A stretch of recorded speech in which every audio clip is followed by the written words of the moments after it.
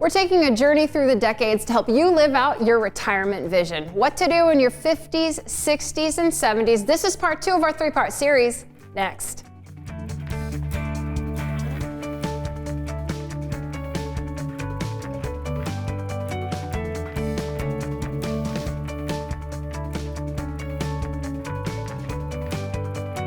Welcome to Retiring Today. I'm here with Loren, Merkle, and AnnaMarie Morrow. AnnaMarie Morrow is the Director of Medicare at Merkle Retirement Planning, and Loren is a certified financial planner, a retirement income certified professional, and a certified financial fiduciary. So we're taking a journey through the decades. Loren, not the 1950s, 60s, and 70s, but the age that people are in their 50s, 60s, and 70s and the decisions that they want to make. Today, we're focusing on the 60s.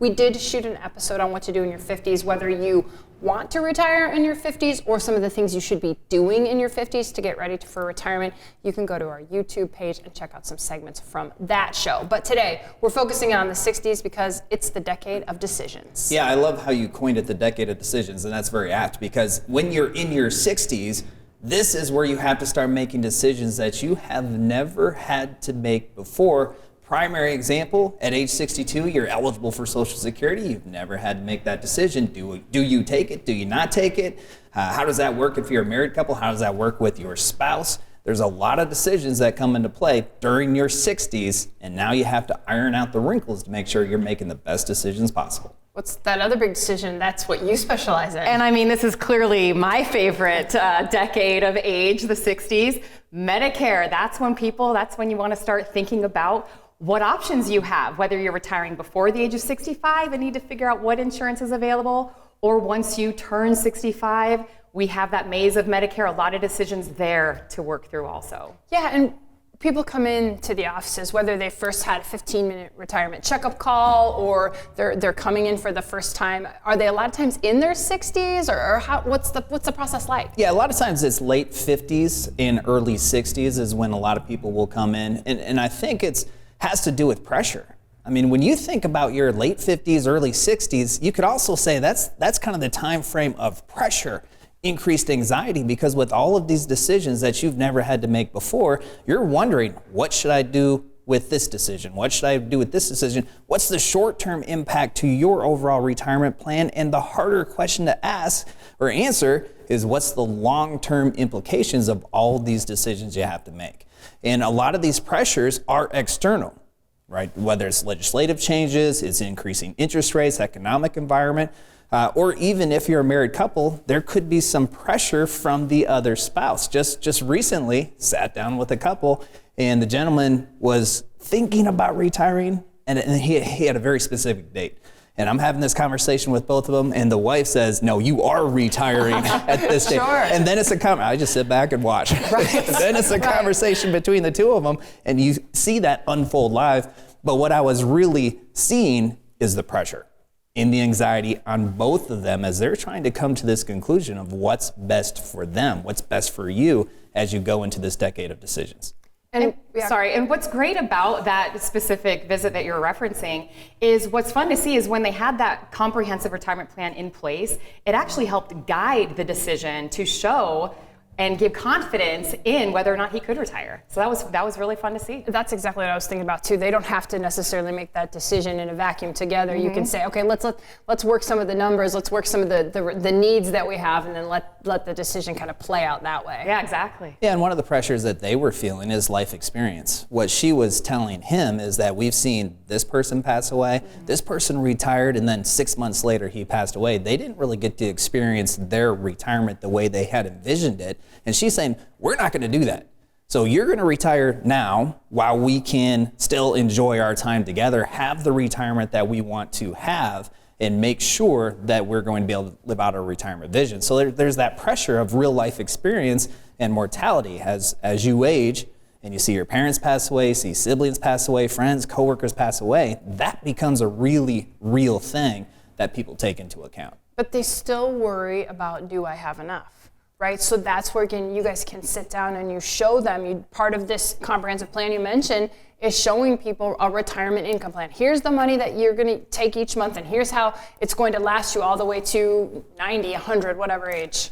Going back to that specific example, that's where he was taking it from, right? She was saying, hey, let's live Let's make sure we have some retirement that we planned on. He's saying, yeah, but do we have enough? Is this the right time? Can we financially afford it? Even though we've sat down many times and we've showed them both what their retirement looks like from a financial standpoint, when it comes time to actually pull the trigger of giving up the W-2s, it becomes really real. And he just wanted validation, verification, more confidence that financially they are ready. And the beautiful part of it, as we revised and re-looked at their retirement plan, at the end of that conversation, they were both, yes, here's our retirement date. We're going to do it for sure. We're going to notify the employer on this date, and it's going to happen. And they're both feeling pretty good about that. So we talk about the 60s as being the decade of decision. So you, as the person thinking about retirement or retiring, have to make decisions. But I also think about the decade of rules. I mean, just think of what you're entrenched in Medicare. The government sets a lot of the rules that people have to follow. That's right, and that changes every year. Healthcare literally changes every year. We just recently had new legislation signed into place that will change how drug cards within Medicare will work over the next 8-9 years. So yeah, that's a part of that retirement comprehensive plan, is we take in legislative changes, we see how it interacts with income planning, investment planning, and then that will guide us to the decisions we need to make. We're going to talk today a lot about Secure Act 2.0 to Loren, and in the 60s, what this new legislation has done has impacted some of the decisions people will make. Every once in a while, there's some landmark legislation that takes place that really disrupts whatever planning component that it affects. And Secure Act 2.0 is no exception. Over 90 retirement plan provisions within this legislation alone. Highly bipartisan legislation. And I think, as opposed to Secure Act 1.0, the original Secure Act that was passed 3 years ago, this has some really beneficial components that you're going to want to pay attention to so you can implement strategies to take advantage of these new additions to the legislation and really enhance your overall financial plan to prepare yourself for retirement. So did some of the things we just said about that family, that couple that we met with, did they resonate with you? Maybe one of you want to retire, one of you doesn't. Or maybe if you're not married, you're not sure if this is the right time to retire. Why not talk directly to a retirement planner about it? We've only been chatting for about 8 minutes. What could you talk about in 15 minutes with a retirement planner about your retirement vision, no matter what decade you're in? Here are the details about how to schedule a 15-minute retirement checkup call. We've got a website on the screen, and there's a calendar you can go to and schedule your 15-minute retirement checkup call today. So we promise to get into some of the decisions that you have to make in your 60s next.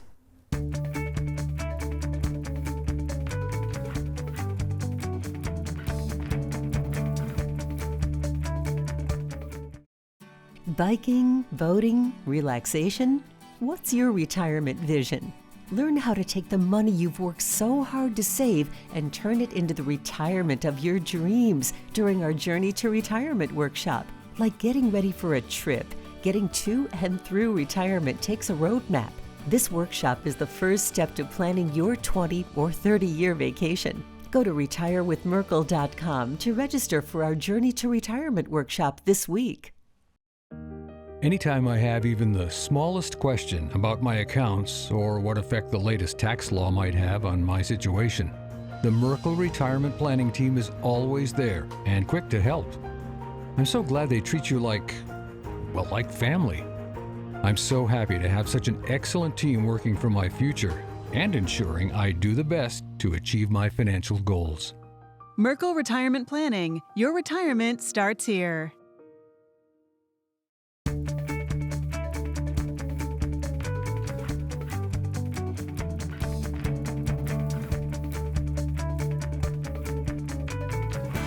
All right, we're talking about what to do in your 60s, the decade of decisions. Okay, I'll get that right. And Medicare, what are the big things people are thinking about? But sometimes, AnnaMarie, Medicare doesn't have to be the determining factor for when you retire. That's right. The average age for retirement for men is 65, and a lot of that has to do with Medicare. At that point, you don't need to worry about health insurance because you know that you're Medicare eligible. But what we're seeing more and more is people don't want to necessarily wait until 65. So what are the options out there? And there are a lot of things to think about. So what we want to do is show you some of the decisions you have to make, but don't get too overwhelmed because there's help. There's help, but it's good to tell people what's coming. If they haven't had to make these decisions yet, it's good for them to be aware of what's coming. That's right. We're going to play a little game called This or That, but there's no winners or losers. We're all learning together. But this or that, just within the healthcare component of an overall retirement plan, just within healthcare, you have different decisions to make as you face retirement. So this or that. First up, we're going to talk about before age 65. What are my options? What is available out there? And that is where we have the options of COBRA or the open market. COBRA is just is a continuation of the employer plan that you're already on, and you can have that for a minimum of 18 months, you and any family members that you had on this plan. And basically all it means is you take over the payments that your employer was subsidizing on your behalf, so it is more expensive than what you had been paying while you're working. The other option you have is the open market, and this is also known as the Affordable Care Act. It's also known as Obamacare, and these plans are available at healthcare.gov. And there's a number of factors that will determine what you pay for these plans. It's based off of your zip code, your age, and household income. And the reason is because there could be subsidies available to you. There is legislation signed into place where there's a larger than normal subsidy available. So it could be that you could have savings going to the marketplace rather than staying on COBRA. But this is where you want to do that cost analysis. See what type of coverage you expect, but then also where are your savings going to be. Next up for this or that is once you hit age 65. So if you've been on COBRA or the marketplace and you're turning 65, those are no longer qualified plans. So you do need to elect Medicare. And you would be electing Medicare A and B, so that decision is already made for you. However, if you are still working or you have a spouse that is working, age 65 and beyond, then you do have the decision. Do I elect Part A? Do I have to elect Part B? Am I going to get a penalty? And that is where that comprehensive plan can guide you to what would work best and what your cost analysis, where your savings would be as well. Because you do not have to elect A and B at the same time. And an employer plan is considered qualified, Medicare qualified coverage. And then let's say you do elect Medicare A and B, then you have another decision to make, and that is for your supplement. Whether you're going to a traditional Medigap plan, which are all the letters that we hear about, F, G, K, N, and a standalone drug card, or the Advantage plan, a Medicare Advantage plan. And these are all those ads that you're seeing, low premiums, including dental, vision, hearing, all the shiny bells and whistles. You're entitled to the same coverage, but they're vastly different in how you pay for them.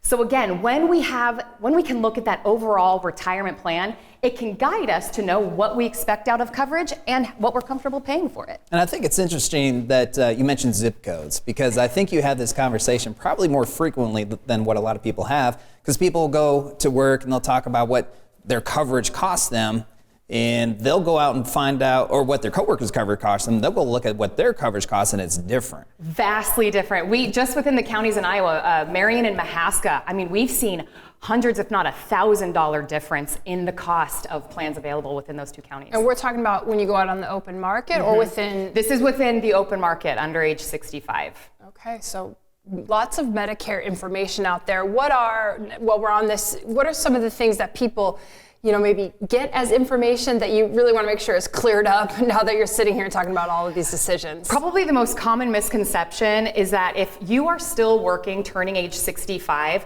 or your spouses, you do not have to elect Medicare. You will not receive a penalty. When you do go to retire later on, or your spouse goes to retire later on, there's just one extra form to complete that you would submit to bypass that penalty.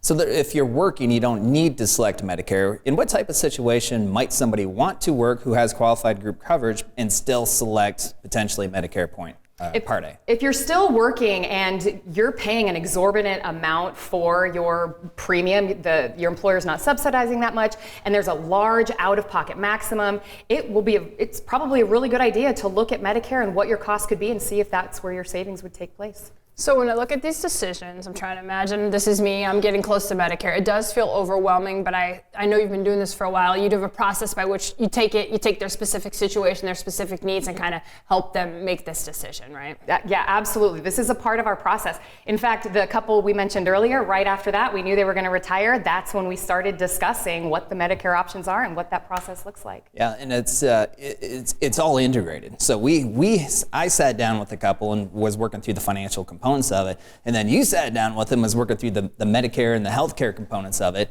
and it all needs to work together. And you and I were talking prior to that visit to say, what are they going to do with this? What's their income going to look like? What's the premiums going to look like, to make sure we were all synced together on behalf of this one family, to make sure there weren't any missing components or surprises that could come in later. And to talk about the surprise factor, IRMA is always a surprise factor. But that is such a shock. It's not talked about that much. And IRMA is your income-related monthly adjustment amount. That's where, when you do go to elect Medicare, they do that 2-year look back. And for the higher income earners, it's another way to tax, and you could have an escalated premium at that point. So we talked through that as well. Yeah, and you gave us a lot of good Medicare details, but the financial part, we're kind of talking in broad strokes.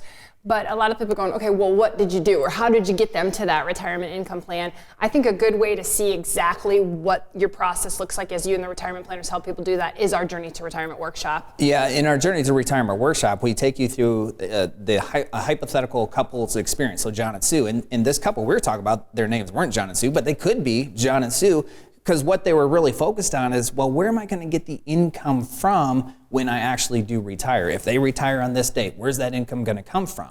And then how is that going to impact income down the road? Part of where is the income going to come from is Social Security. Do they take Social Security now? Does one of them take it now? One of them take it later? What are all those options? So in Journey to Retirement workshop, we take you through John and Sue's experience, and we will highlight specific Social Security options that John and Sue have. They have up to 81 different options, and we'll show you the difference between, if they elect this strategy, Social Security-wise, how much they could expect over the course of their lifetime, versus if they elect another strategy. And I can tell you the difference between this strategy and this strategy is over $80,000 a lifetime benefit. So it's extremely meaningful to John and Sue, which is also why you understand the importance to you as you're trying to figure out the last final components to enable you to make that leap to retirement and really maximize all the resources that you have.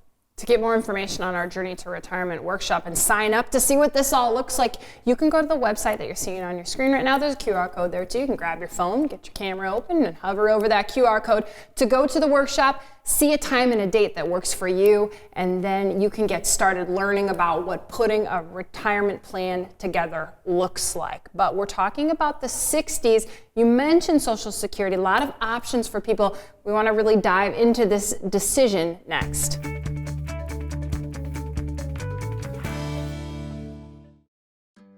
The Merkle Retirement Planning Team provides personable and professional expertise unrivaled in this area.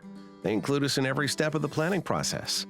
The peace of mind provided to us by the Merkle team allows us to fully enjoy this special time of our lives. Instead of feeling snakebit, we feel confident that with the Merkle Retirement Planning Team at our sides, we can navigate any challenge that comes our way.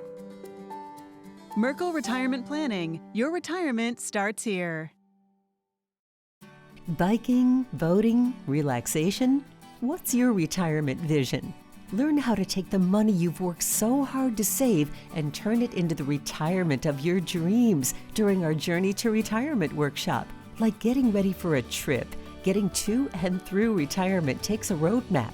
This workshop is the first step to planning your 20 or 30-year vacation. Go to retirewithmerkle.com to register for our Journey to Retirement workshop this week.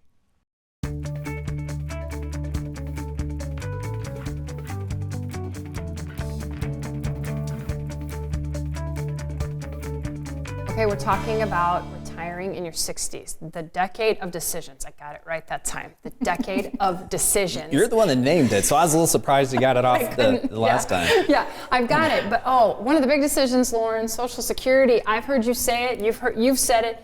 A married couple could have 81 options when it comes to electing security. Up to 81 options, and that's kind of the fun around identifying what's the best strategy when it comes to Social Security. Some people would look at that and say, 81 different options, you gotta be kidding me, let's not touch that. We look at that and say, wow, that's opportunity. That's opportunity to really maximize your Social Security decisions. And what we're gonna do is we're gonna give you a snippet of what we talk about in our Journey to Retirement workshop. And we're gonna talk about it through the lens of John and Sue. So John and Sue are a married couple. They have up to 81 different options when it comes to electing their Social Security benefits. In this example, we're gonna show you 2 of the options of the 81 that John and Sue have as far as electing their benefits. And then what we're gonna do is we're gonna add up their monthly amounts that they're gonna receive over the course of their projected retirement and give us some lifetime total of what that Social Security income could look like for them over the course of their retirement. So in this example, we're going to say they both elect their benefits at the age of 65. You can see what John's Social Security benefit is as well as what Sue's Social Security benefit is. If we add up those monthly payments over the course of their lifetime, it's going to equate to about $950,000 of lifetime benefit. Now, what if John and Sue don't elect this option? They're a little bit more intentional, a little bit more strategic, and they analyze all the different options that they have. And in fact, Sue waits until her full retirement age, which is age 66 and a half. John defers his benefits all the way up until age 70, takes advantage of the 8% increase per year from full retirement age all the way up to 70. His benefit is now grown to $32.51 a month. And then Sue receives about $1,000 a month. And over the course of her lifetime, she will also get a spousal benefit equating to a total lifetime income of over $1 million for John and Sue. So if we take the difference between strategy number 1, strategy number 2, it's about an $80,000 difference. How meaningful, what a big impact that makes to John and Sue as they're trying to squeeze every last dime out of all of their retirement benefits. Now, I know what you're thinking. You're sitting on the couch. Maybe you're saying, I'm not married. I can't relate to that. I'm going into retirement single. So what we'll do is we'll show you an example of what if John is single. He's age 63. He takes his Social Security benefits. He's receiving $22.86 a month. If we add up that monthly total, the benefit over the course of his projected retirement, it will equate to just under $500,000 of lifetime benefit. What if he doesn't take it at 63? In fact, he defers all the way up until age 68. The lifetime total with that strategy is $514,000. So not as big of a difference as a married couple, but still $20,000 difference between those strategies can be really meaningful, especially if you're single, dependent upon one income over the course of your retirement. So no matter whether you're married or you're single, you have a lot of options when it comes to your Social Security benefits. And it's really important when we are evaluating Social Security options that we don't just look at Social Security. So in the Journey to Retirement workshop, we do look at John and Sue's Social Security options, but then we mix that in with all the other strategies and resources that they have available to them to identify which of those options is in fact going to be the best for them. Because I think the takeaway for some people watching Loren could be, oh, Loren's saying I should wait.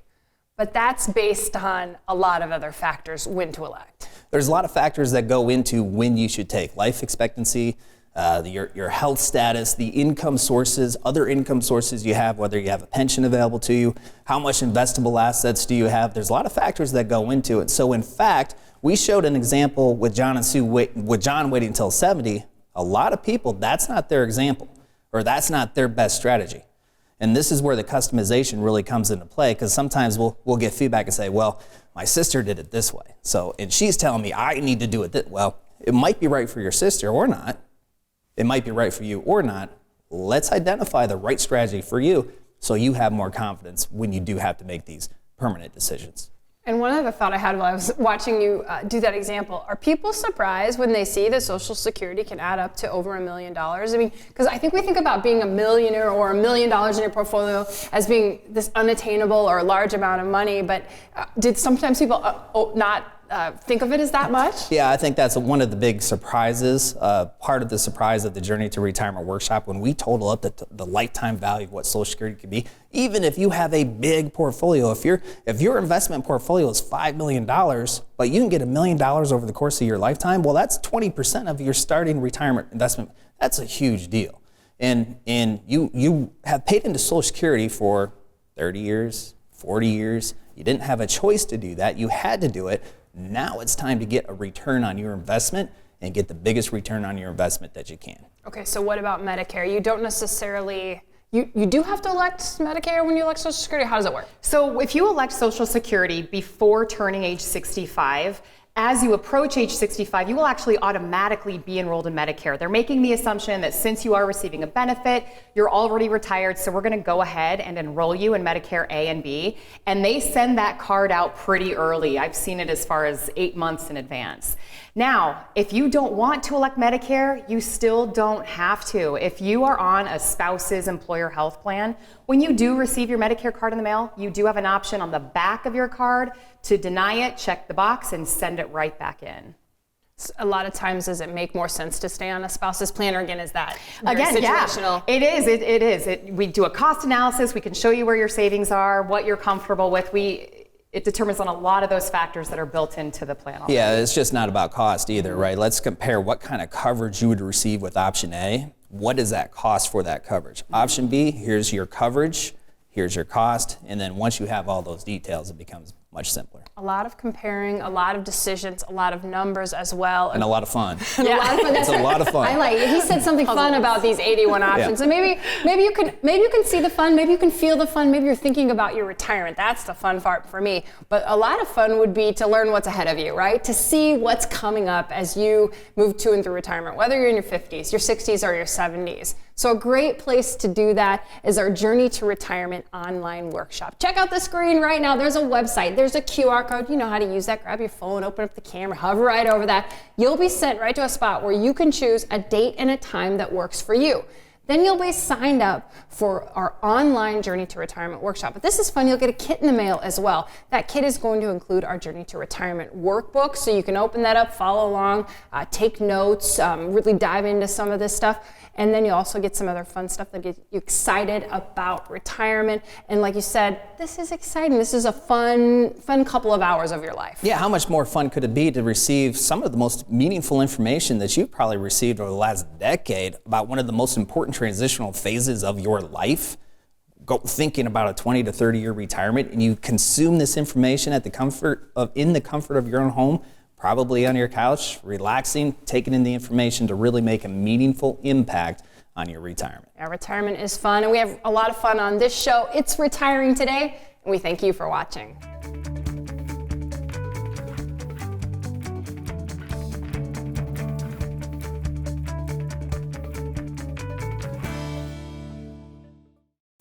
Biking, boating, relaxation?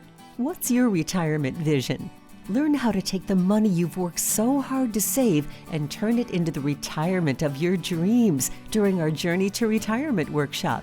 Like getting ready for a trip, getting to and through retirement takes a roadmap. This workshop is the first step to planning your 20 or 30-year vacation. Go to retirewithmerkle.com to register for our Journey to Retirement workshop this week.